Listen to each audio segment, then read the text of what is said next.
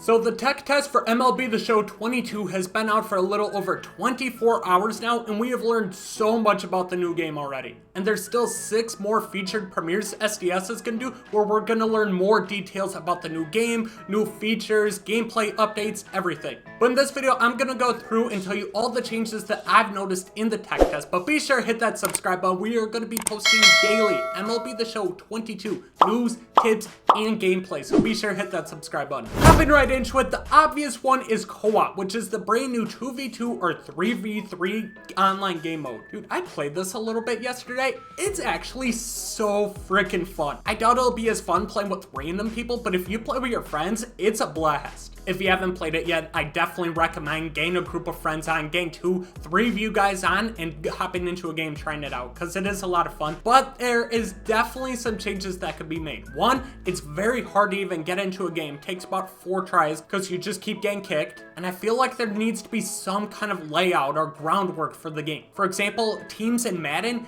you at least have a season that you and your teammates can grind for, where you're earning a bunch of rewards. You're continuing playing games, trying to make it to the playoffs, and the more games you win, the higher division ranking you get and the better rewards you get. I feel like this would be so much fun if they had a similar format to Madden, like a little bit of a mini seasons, which we still haven't heard about yet. 10 game seasons, you have to win 7 of them to make the playoffs, then it's a best of 3, you win divisions, you all of a sudden earn packs, coins, stubs, players, something to make this feel more of a grind, because I have a feeling once the game officially drops and we have endless possibilities of what we could do, not too many people are going to play this, but nonetheless, it's still a great new feature, and they're only going to improve on it. They already said that eventually it will correlate with Diamond Dynasty, just not at the beginning. The next thing I want to talk about is the brand new Pci Anchor. The Pci Anchor is where all these dots that you see at the beginning are located, where I can manually put my PCI, so I can have it put in the upper left-hand corner if that's something that I struggle hitting, or could have it low and away if I'm really slow at getting my PCI on the outer half of the plate. But people either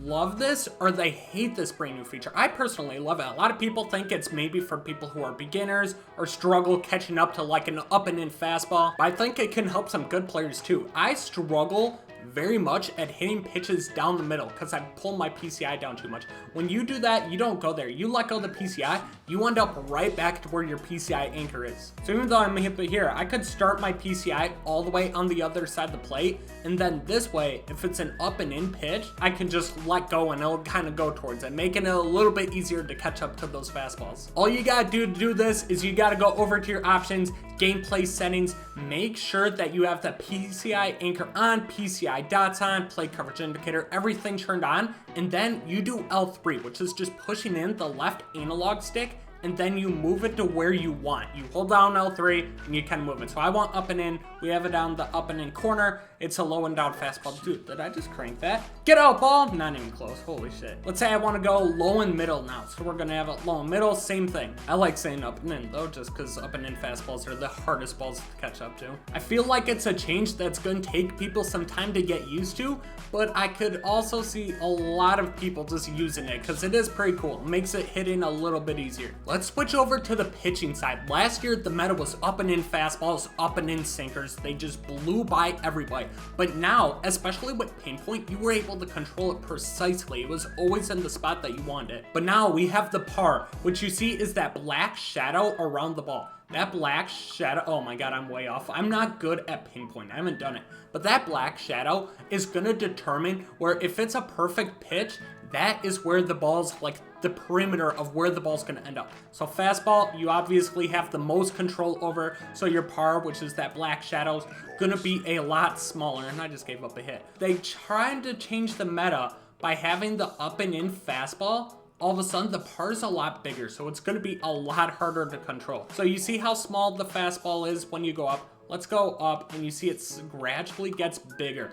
And now if you look at other pitches, I know sinkers are just really bad. Let's do a slider. You see the par down here. It's still pretty damn big. What am I doing? I'm not paying attention, so I'm just all over the place. You saw how big the par was in the bottom of the zone. Now look at it up in the zone. Look how big it is. So essentially, this pitch could go anywhere, especially considering I don't know how to do pinpoint. But that's for every pitch. The higher up in the zone it gets, generally in real life, players like it up in the zone because they can elevate. Now in the game, it kind of correlates with that, makes it feel a little bit more realistic. Here's the sinker. Sinkers down low. Now look how big it is when you get up the zone.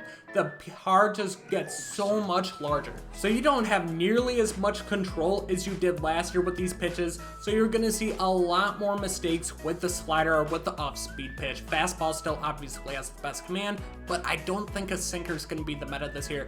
And I'm gonna stop embarrassing myself because I don't know how to use pinpoint yet. There is also new difficulties. Usually we had rookie, veteran, all-star, Hall of Fame, and legend, but now we got 2 even below rookie with minors and amateur. So if you're really struggling, taking it back all the way to the basics, beginner is the easiest. Like, I want to know how slow this is going to actually be. But you have 2 new hitting modes, so if you want to just get in, get some, oh my god, that's incredibly slow. And look how big the PCI is. Dude, I can't even keep back long enough. It's too damn slow. But this is more so for practice mode. You obviously probably won't be using it online unless you want to do like a home run derby with your friends or something like that. Hey, perfect. But you won't be seeing this in any online gameplay, so it's really just kind of irrelevant. It's more so for practice, I guess. Oh, that ball's fucking smoke! Get out, ball!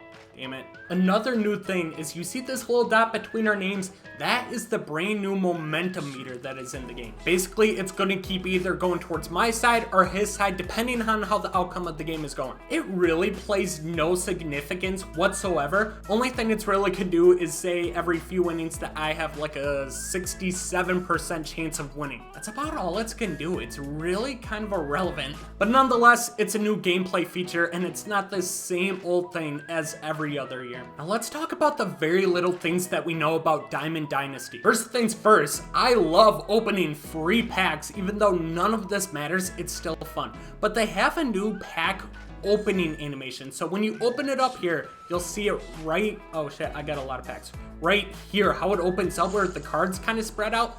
That's a brand new animation that's going to be in the game. And unfortunately, they don't have walk-ups in the game yet. I'm assuming they will, and they'll be released once we get closer to the game. But still, I think this animation's kind of dope. It makes opening packs look, you know, kind of pretty. Not gonna complain too much about it, but nonetheless, it's still such a small feature. But I am very much a cosmetic kind of guy, so any kind of small cosmetic changes they make, I'm all for it. For ranked seasons and BR, it looks like we're gonna be getting that reward path back that we got last year. I feel like that was one of the best changes that they made to last year's game, and it looks like it's gonna be because we got the view win streaks, everything, and then you got the BR program right here. Very similar to last year where you have all the missions, and these get you BR points to essentially get you all the way to packs, and you can get the 12-0 pack at 100 BR points, which is great because only like 1% of people make World Series. Even less than that actually go 12-0 on BR. That was my favorite ad they had last year, and I'm happy it's coming back for this year's game. This is another one of those small cosmetic changes that I like, but if you look at Francisco Lindor, this is the first year where the Indians are now known as the Guardians, and they took out everything Indians related. Francisco Lindor is wearing a plain white jersey in this 99 overall version of him,